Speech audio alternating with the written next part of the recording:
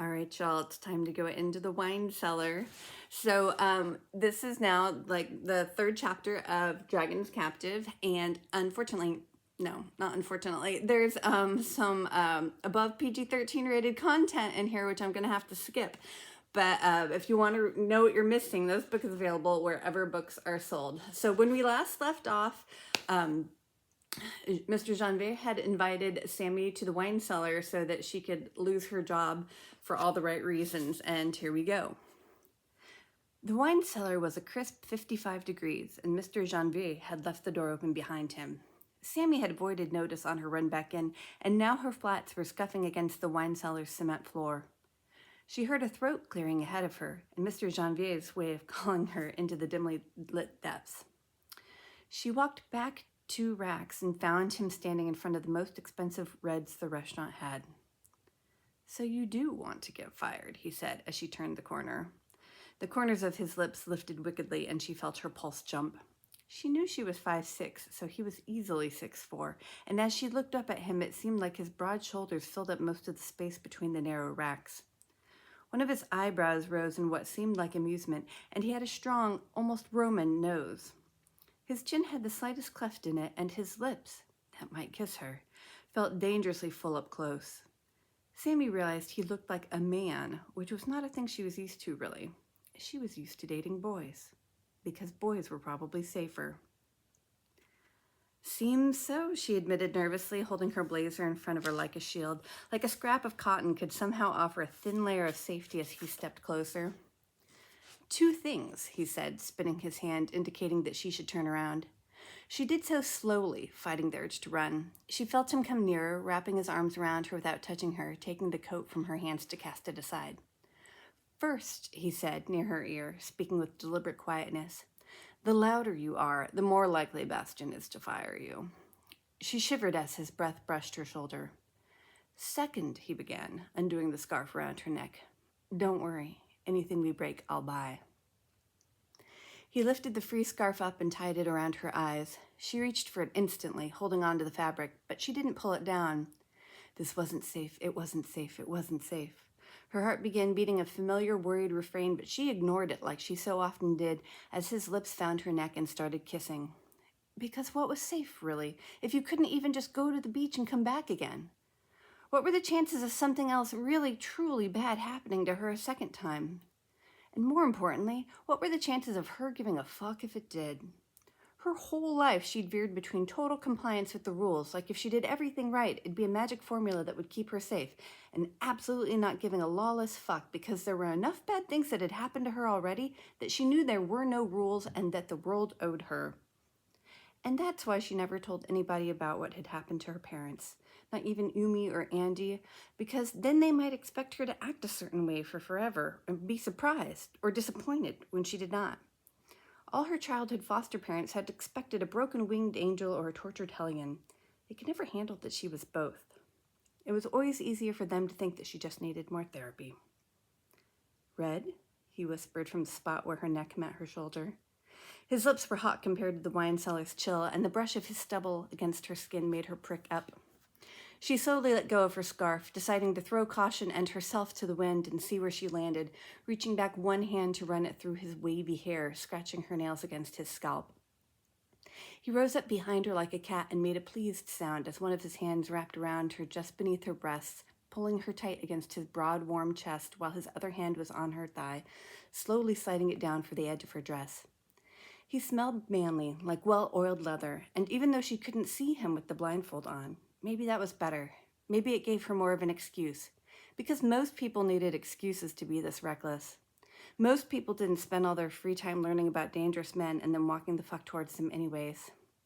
She felt him press his body against hers, knowing so far that they were both safely, fully clothed, and as she put her hands out for the wine racks ahead of her, grabbing hold of the wooden edges to stop from swaying, so she could push back.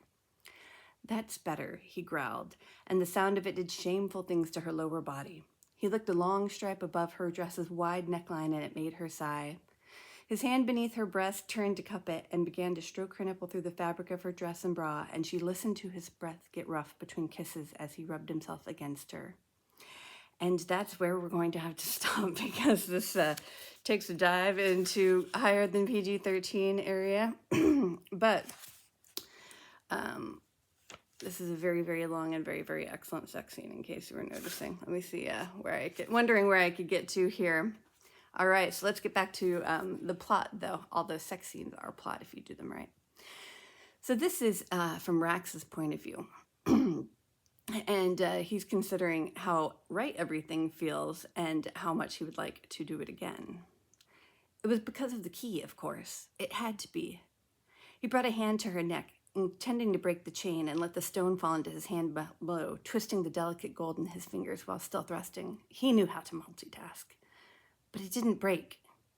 He leaned over her and caught it in a kiss, bringing it up between his teeth to bite down on the chain, and it didn't give. In fact, if he kept going, he was sure that he'd chip a tooth before he dented the chain. And he was a dragon. He pulled his head back and the woman was still pinned on him, whimpering as another aftershock rolled through her body. He felt her pulse and tremble, and it was as if his hips had a mind of their own. And then we go into more sexy times, and then they get caught. Her hands went to untie the scarf he'd blindfolded her with, only to gasp and let it fall the second it was free. "Salvatore," she said, spotting someone behind him, sidestepping quickly. Rax whirled. He'd been so lost in contemplating her, he dropped all his defenses. "What? How?" "I'm telling Bastian," the sommelier said. "Do that," the woman challenged him. "His very own note said to give this man anything he wants." She gave Rax a dazzlingly impudent smile before returning her attention to the other man. "And also, tell Bastian I quit." She bent down to sweep up her blazer and raced up the stairs, pushing past the sommelier, who fell towards Rax. Rax shoved the other man aside without thinking, finally breaking a bottle, the one the sommelier had been holding. He picked up the scarf she'd dropped and ran after her, flat out, but she was already through the front door and hopping into a waiting car. All he saw was a flash of red, the car more burgundy than her flame-colored hair, before she drove away. Back to Sammy. Sammy had never felt more like she was driving a getaway car in her life, which was saying something because she'd actually driven getaway cars before, back when she'd been dating Danny and working at the chop shop. She caught 3 greens, such luck, then raced up to a red before looking back over her shoulder. Fuck Janine, fuck Salvatore, and fuck Bastian in the neck. But not Mr. Janvier.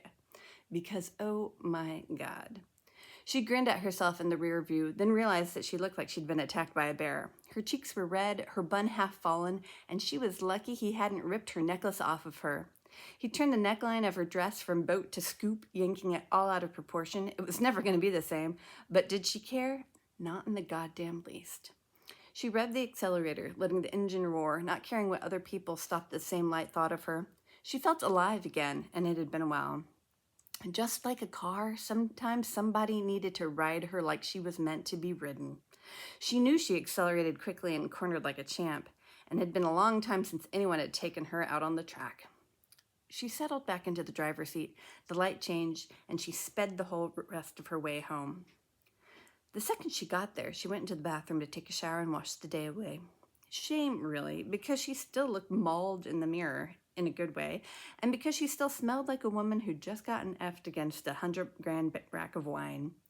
She laughed at herself and decided to compromise, running herself a tub. No reason she had to wash her hair, really, and she wouldn't want to have to blow dry it before sleeping anyhow. She poured in a liberal amount of bath salts into the water, sank in, and carefully texted Andy over the tub's edge, going into explicit detail about what had just happened, and then groaned, realizing Andy was probably 10 time zones away and on a whole different continent. "Really?" Sammy complained, shaking her phone like that'd make her best friend text back faster, and set it on the ground and shrugged deeper into the tub, realizing that she'd forgotten to take the necklace off, along with Danny's peridot. The peridot she knew would hold up underwater, but she wasn't sure about the red gemstone. Though it was a stone, wasn't it? It had chunky square facets on the front and a flat back. She moved to take it off and then thought better of it, because it was too late now. She straightened the chain and left it right where it was, between her breasts and slightly above, centered on her sternum like a bright red drop of blood. Back to Rax. Rax wandered through the entryway of his home in a daze, throwing his keys aside and letting his coat drop next, then returning to his coat to fish out the scarf the woman had left behind.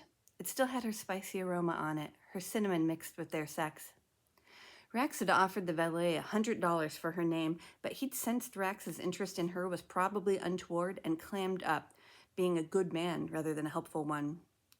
Rax knew he could have just asked Bastien, but there was an element of pride, having been surprised by the sommelier, who'd no doubt told his boss all about what he'd been doing when they'd put the bottle of Des Moines Leroy Pinot on his bill. Rax Janvier did not beg to find out a human woman's name, not even when that woman was wearing an impossibly magical piece of jewelry and happened to be an exquisite lay. No, his style was more unexpectedly appearing beside your bed at night with a knife against your throat, demanding information, and it wouldn't take much effort for him to figure out where Bastien lived. He walked forward to the only thing currently lit in his improbable underground villa, a massive 3-story high shark tank with several creatures of the deep slowly circling inside. It was the main fixture of his home, and all of the rest of the rooms faced it, lit by its magical glowing lights. He placed a hand on the thick glass, and his favorite bull shark swam up, expecting food, staring out at him with dead black eyes that Rax knew were every bit as unforgiving as his own. "You're back early." Smoke leapt up to the top of his nearby piano and sniffed at him. The Arctic fox had his summer coat on. He was the color of a heavy rain cloud, or smoke, just like his name. "I am." "You smell of woman." "Yes." Smoke jumped off the piano and sniffed directly at the scarf. "That woman?" Rex pushed the scarf into his pocket as he waved his other hand, and the coat he'd been wearing disappeared, just as his keys disappeared to inside his garage, the tunnel up from which was the only way into or out of his lair, and magically hidden on the exit side. "I saw the lost fragment of the key again, Smoke." The last time he'd seen it had been in Ceres's hand as she'd been lying in state in her coffin. His family had given her the elaborate funeral they couldn't give Tyrion because his body was entombed behind the gate below. It'd been the last time he'd seen his father alive, right before he himself had been imprisoned to be punished for his brother's crime. And by the time he'd been released 700 years ago, today, everything that he knew or loved or cared about was gone. His father, dead of a broken heart. Ceres's grave had been smashed open and ransacked. Tyrion's mad grief was remembered only in songs that mocked him, and the people who Rax had sacrificed his dragon for spoke of him only in whispers, like he was an evil spirit, or didn't think of him at all. It was as if everything true had been forgotten. Smoke's tail bristled. "The key? After all this time?" he asked, and Rax nodded. "And today, of all days?" "Indeed." In front of him, the shark got tired of waiting for food and swam off. The fox whuffed his hand holding the scarf and then quickly ran around to breathe the other. "Well, where is it?" The creature sensed his hesitation. "It's not on you?" "No, it's with the woman." Smoke shook his head as though he had a flea in his ear. "You let her take it?" Rax stared into the water, all the better to ignore his fox. "I didn't have a choice." "You let her live," Smoke grumbled. "Life's a choice." "It is, isn't it?" Rax agreed without looking down. He knew it was, because he'd wanted to die every day he'd been imprisoned, when he'd been chained to a rock as magicians slowly broke his body and pulled his dragon's form from him to wrap it around the gate below, reinforcing the lock his brother had almost broken with Rax's dragon's beastly strength. He'd wanted to die under their administrations for 100 years, but he hadn't let himself go. The responsibility of keeping the gate closed fell to him, and when they were done with him, he vowed to continue living no matter what, to honor the rituals that would prolong his dragon's slumber, keeping his family's ancient pact. It was just that the way he was living now didn't always feel like life. He was split into two beings, half of him always at the bottom of the ocean, cold, deathless, sleeping, whereas the half of him that got to walk the earth awake, no matter how many deals he made, how many games he played, how much money he stole, he wasn't so sure anymore that made him alive. Not as sure as he'd felt less than an hour ago, sinking into her. "Did I hear you right?" Rax felt the intrusion of Hachiro's mind pressing against his as the first of the creature's tentacles appeared against the glass, crawling up from the darkness below. The tank went much, much deeper than the 3 floors his home occupied. The octopus slid up the inside of the tank, arm over arm, his suction cups clearly visible as it tilted to view him with one parenthesis-shaped pupil. "You found the lost fragment of the key, and you let it go?" It had taken ages of training to hear Hachiro's mind in the first place, and then to understand his tones, but even if he couldn't, he'd have understood the stripes of incredulous orange flashing across the creature's skin. "I didn't let it go." But you didn't bring it here, Smoke said, giving Hachiro a meaningful look. They were both magical, like himself. Creatures from a different place, a different time, who'd followed him out of his past and into the present. The fox and octopus didn't agree on much, and when they did, Rax knew he was in trouble. Hachiro peeled himself off the inside of the tank, jetting water to hold himself aloft, looking like a parachute made of rippling muscle. When you have the mollusk in your grip, you ought not drop it, Hachiro counseled, gesturing for the glass, turning one tentacle into a knot. Yes, well, the next mollusk I see at a popular restaurant, I'll be sure to do just that, Rax said dourly. Hachiro jetted up and then away from the glass wall, rolling his entire body because he couldn't roll his eyes. Smoke put his paws on Rax's thigh and headbutted his hand. I mark your anniversary of freedom. He folded the fox ears briefly and said thank you before taking the stairs up to the level that he lived in. His personal chambers wrapped around the top of the tank, which created a 4-foot-high boundary on the right side of his room so that he could feed his beasts and go swimming when he liked.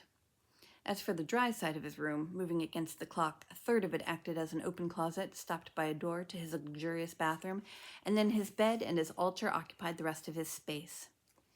He tossed the scarf on his bed as he passed it, moving to the green coral altar where he would perform his nightly ritual. He kicked off his shoes and knelt down, unfolding the altar's top to reveal a shallow dish of sea salt, a dragon bone knife, and the chalice he used, a silver goblet encrusted with jewels, the inner cup inlaid with mother of pearl.